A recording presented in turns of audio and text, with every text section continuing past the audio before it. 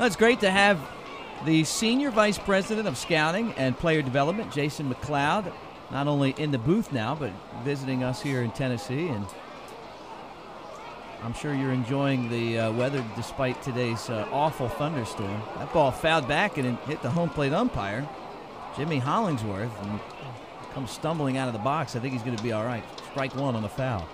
But great to see you.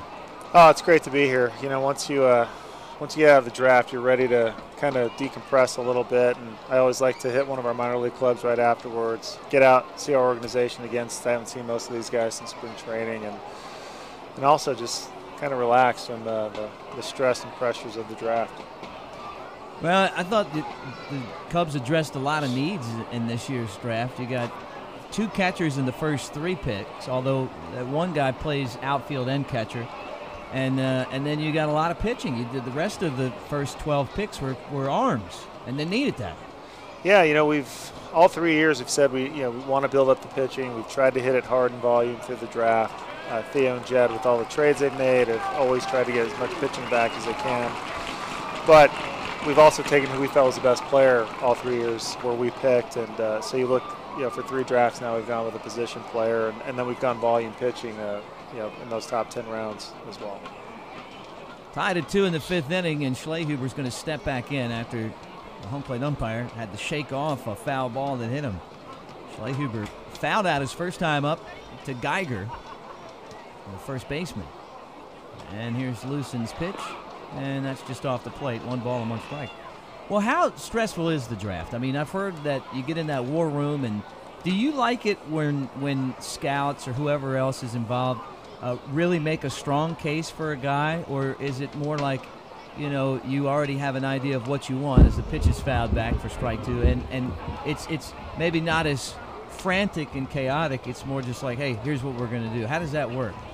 No, when guys work really 12 months for that week to be in there, you certainly encourage as much debate as you possibly can, as you're uncovering all the stones, asking all the questions.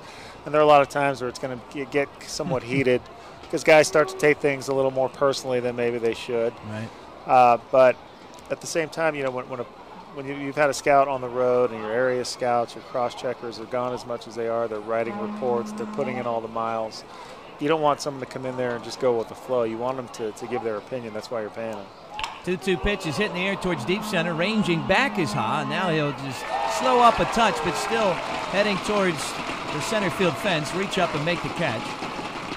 Schlehuber's out, although he made solid contact, and there's 1 down in the Braves' 5th inning in a 2-2 game. And pitcher J.R. Graham, who came into today's game with a .400 batting average. He was 4 for 10, doubled his first time up and scored. So he's now 5 for 11 this year at the plate. Who makes the final call on a player? First pitch fouled back. Is it up to you to say, this is who we're going with? If it's a big debate, you got 2 or 3 guys that are really adamant about a certain player?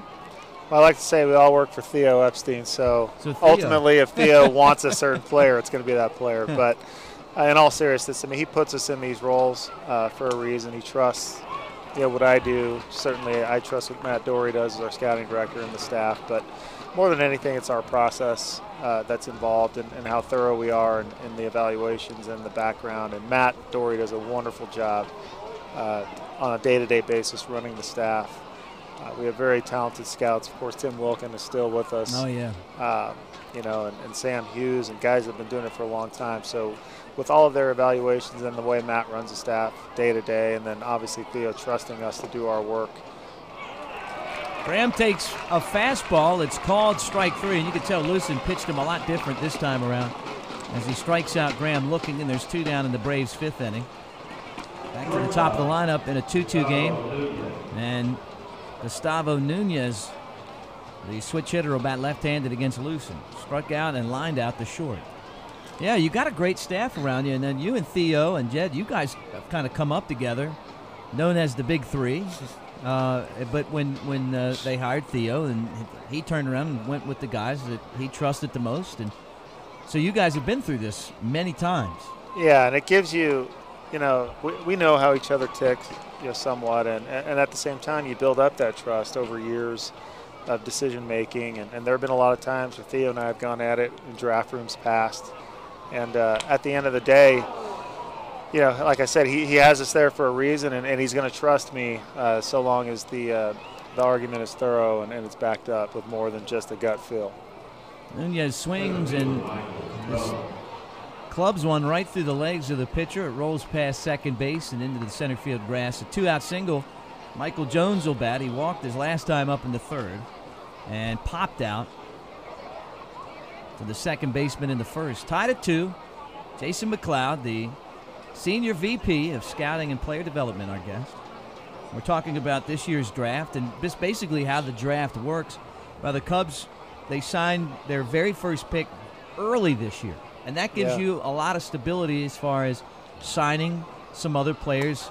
And also, it's been reported that maybe you guys saved a little money signing early, too, so that gives you more leeway. Yeah, you know, under this new CBA, you're allotted a certain amount of dollars to work with in those top 10 rounds. So there's a lot of conversations that have to take place prior to selecting players on what you think their asking price is, what they'll sign for. And that takes a lot of time to do that. And, you know, things worked out perfectly for us this year where we really liked Kyle Schwarber and we were able to get him done quickly.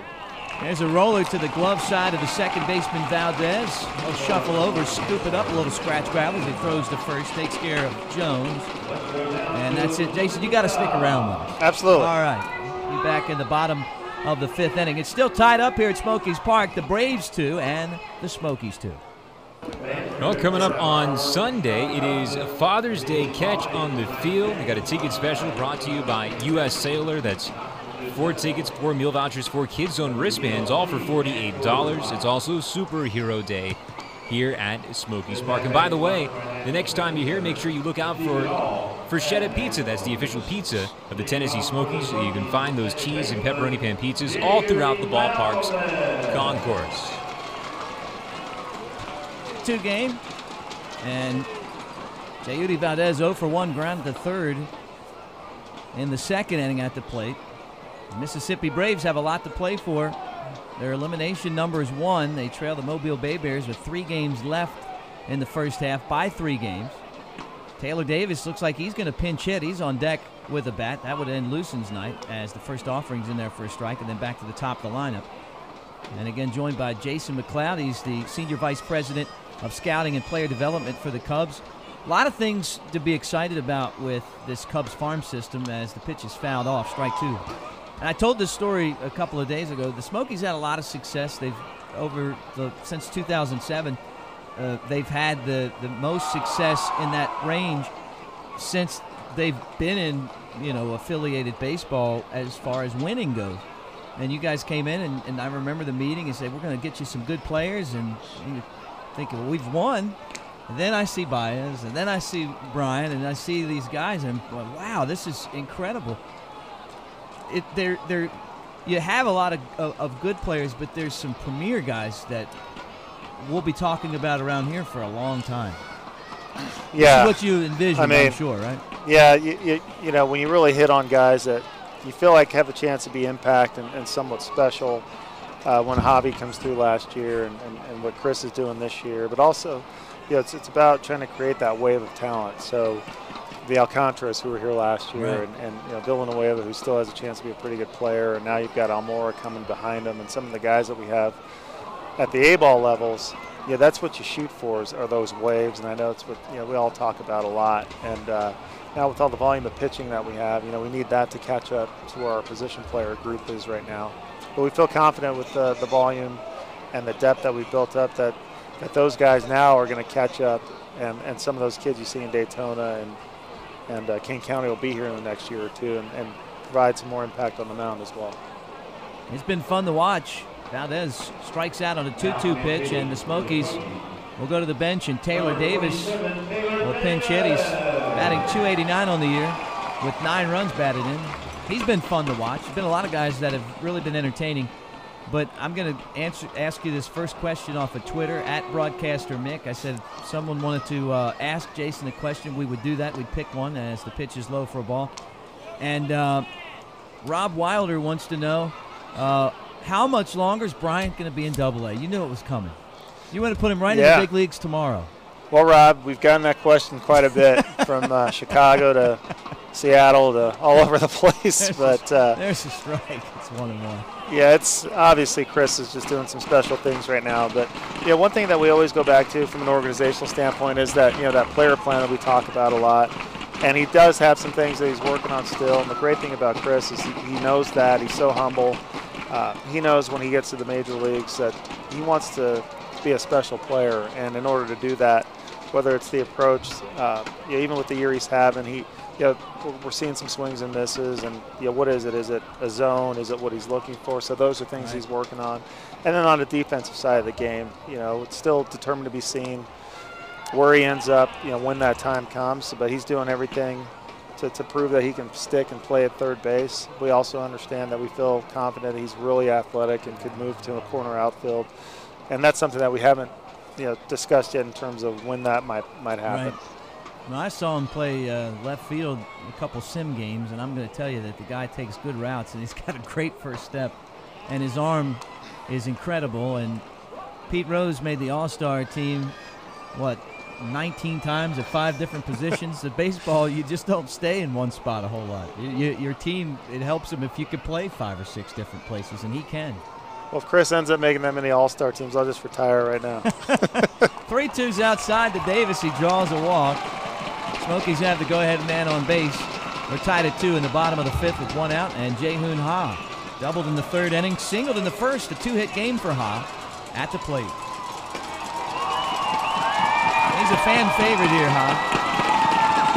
So,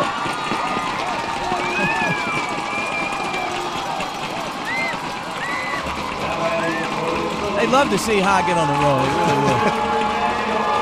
So it's better when you have people saying, hey, when are we going to get this guy to Chicago, than when you got a guy in Chicago and they're like, when can we get this guy out of here? No doubt. No doubt. Yeah, the people are really excited about the future of the team. Obviously, the last couple of years we've had have been really tough with the losses up there. But, I think we've been pretty transparent about what we're trying to do. And, now the team has been playing better over the last couple of weeks, which has been great. And that kind of coincides with what Kris is doing, with what some of our guys are doing in the minor leagues, and then tying it around the draft. It's been a lot of excitement, a lot of chatter, about the organization, which is always good. You hear a lot of times about guys, and they come with all this hype and expectation, and they let you down so much. There's a bouncing ball towards the shortstop, fielded by Nunez, flips to second for 1, back to first 2, a double play. And anyway, we'll just hold it here. And then they come and they're unable to really lead up to that. And then Baez shows up last year, and he was very well hyped, and he was better than what we thought he was going to be. And he's a different type of star than Kris. But you like having both kind of guys on your team. One guy that's more of a consistency guy, and then Baez is the best player I've ever seen in the clutch. I mean, he lives for that moment when the game's tied in the 8th or 9th inning, and he can win it with one swing. And he does a lot.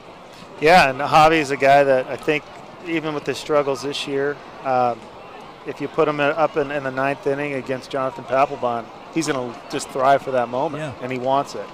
And Kris wants that moment too. They just get there in different manners, and that Kris is a much more steady-mannered, doesn't get high or low, where Javi does go through those, and he'll get really high, and then if you start struggling, he can get really low sometimes, and the body language will show that. Well, you're never really going to get that from Kris. He's going to be almost just no pulse, I'm in this for 162 games. I understand it. I'm not going to let myself get too high or low, and I'm going to go about my business every day trying to prepare and work hard. He's a Mr. Consistency. I described him as a Cal Ripken type of guy, just his frame and the way he plays every single day. Just talking about Baez, it was front page news when Manny Ramirez was hired to be a coach player in Iowa. And people were saying, well, what about Manny? He did this and he did that. And I was one person that said, just having been around Javi, said this is a brilliant move right here. Because Manny is going to relate with Javi. They're the same guy. But if you don't watch it every day, you probably wouldn't know when it comes to what these guys do when the game's on the line and their bat speed. And is that what the thinking was? Hey, we got a guy here. You're talking about a player that's on the cusp of being one of the best in the game. Yeah, I mean, that's something we talked a lot about, and first and foremost, it goes back to Manny really wanting to get back, and he knows all the things that were, a lot of it rightfully said about, his career, both good and bad. He knows what happened off the field with the drug test and all of that, and he was very sincere. I know when he and Theo started having these conversations a few weeks back. So as we started talking more internally about it, and him going to AAA as a player coach, of course, Javi being there is going to be a natural kind of a correlation to talk about. But more than that, it's like, if anyone understands what Javi's going through, you think about Manny being a first-round pick, English as a second language, hyped very early in the Cleveland organization to be the savior, one of those types of guys. Manny knows that. He's been there, done that. And then on the flip side of that, I think a lot of people, maybe they're reading more about it, but I don't think people really understand just how hard Manny worked day in and day out on his hitting, what a student of the hitting he is, how well he knew the pitchers, how well he approached his ABs. This guy's one of the smartest guys I've ever gotten to see work and be around. So if he can impart some of that on all of our young guys up there, and especially Javi, it's only going to be a plus for us. 2-2 here in the top of the sixth inning, and Jeff Lorick into the ball game for Matt Lucen, and he delivers a first pitch strike to Cedric Hunter. And just a great opportunity to talk with Jason McLeod here on a Friday night at Smokies Park as Lorick delivers outside for a ball.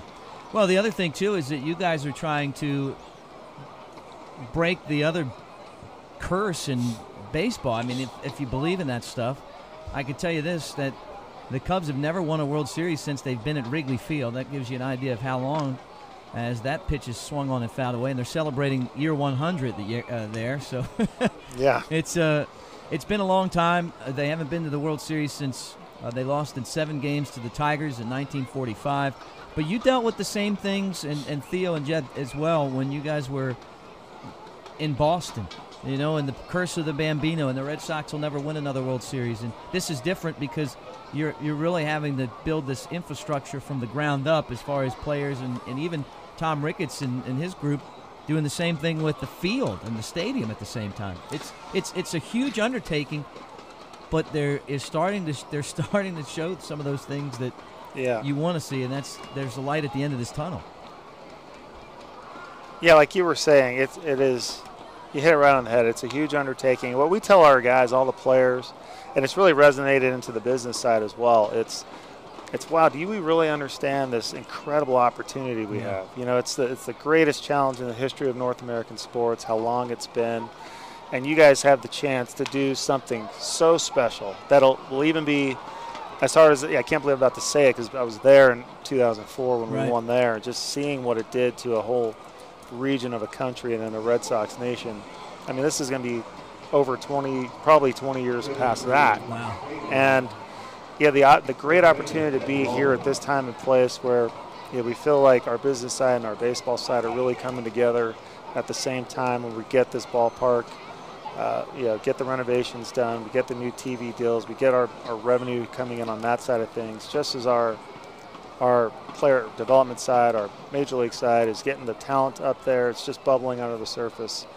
Theo and Jed are going to be able to step on the pedal here a little bit, and it should time up perfectly, we hope, with when our prospects are ready, when the business side's ready, when revenues are there, when we can get the right free agents to put on the team for these young guys to integrate into the lineup.